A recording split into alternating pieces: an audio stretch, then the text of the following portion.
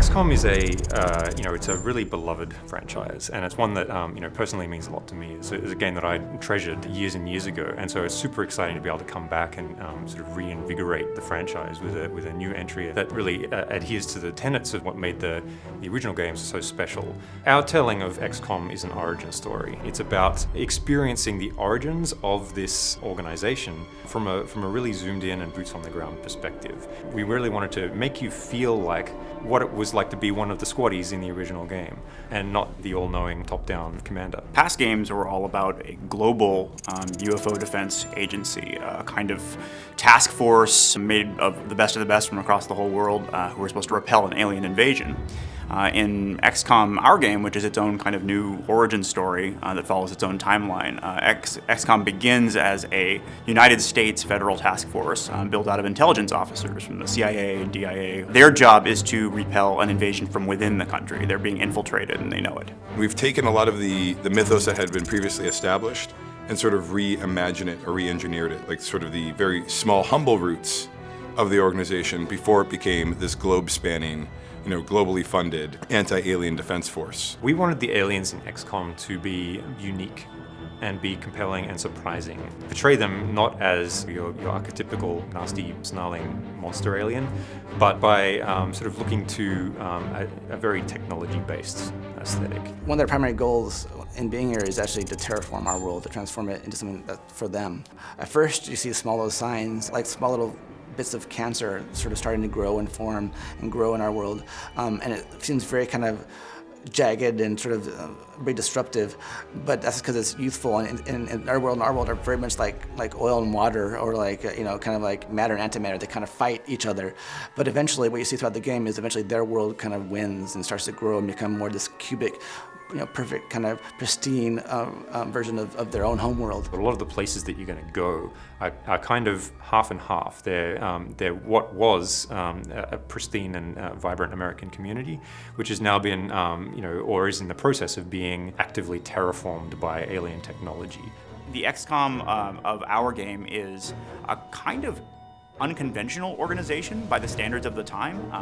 It has an idiosyncratic thinker that put it together, and is specifically looking for people who are compensating for some kind of disadvantage. So you'll find a lot of the core cast are not necessarily what people think of as an invincible G-man. They have a different background, or they come from a politically more sensitive sort of demographic. And over the course of the game, you get to know why that was, why the character who put it together thinks that that's necessary.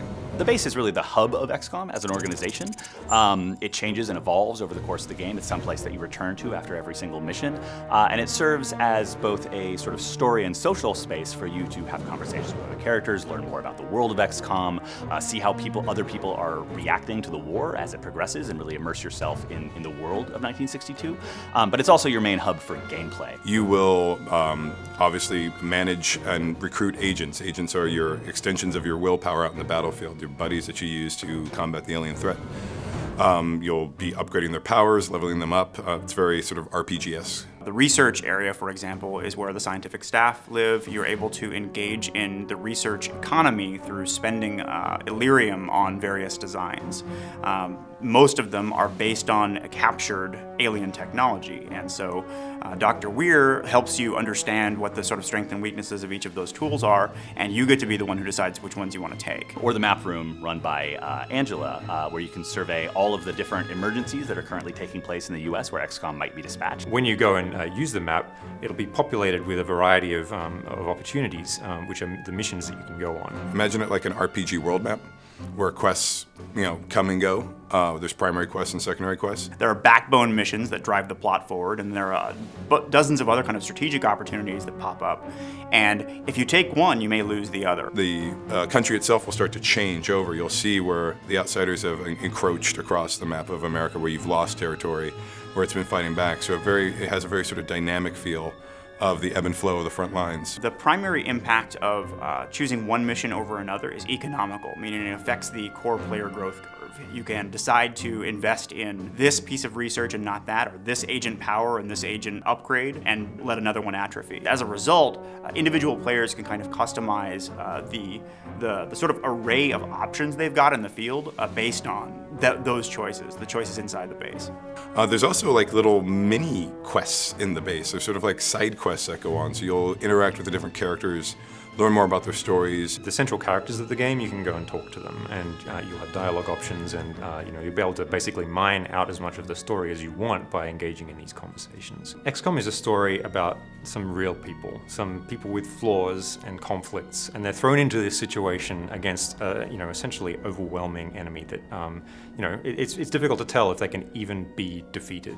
And only by assembling the brightest minds, the smartest people that the world has to offer, are you even going to have a hope of defeating this enemy.